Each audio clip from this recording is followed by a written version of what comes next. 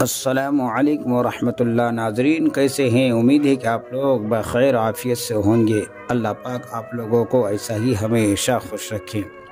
ناظرین میں ایک مسئلہ کا وضاحت کرنے جا رہا ہوں۔ میں نے ایک سوال کیا تھا تقریباً 4 جنوری 2024 کو، اور یہ سوال یہ تھا میرا کہ نماز کے دوران پیشاب کے قطروں کا آنا۔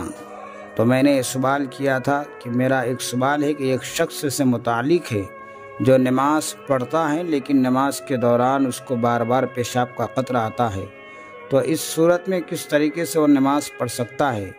اور میں نے یہ مسئلہ پوچھا تھا جامعہ علوم اسلامیہ علامہ محمد یوسف بینوری ٹاؤن پاکستان کراچی سے میں نے یہ سوال اور یہ مسئلہ پوچھا تھا۔ تقریباً 1.5 مہینے کے بعد یہ سوال کا جواب وہاں کے حضرات علماء اور مفتیان اکرام نے اس مسئلہ کا جواب بہت دل بخش کے ساتھ ان لوگوں نے رسال فرمائے ہیں، میرے پاس آ چکا ہے۔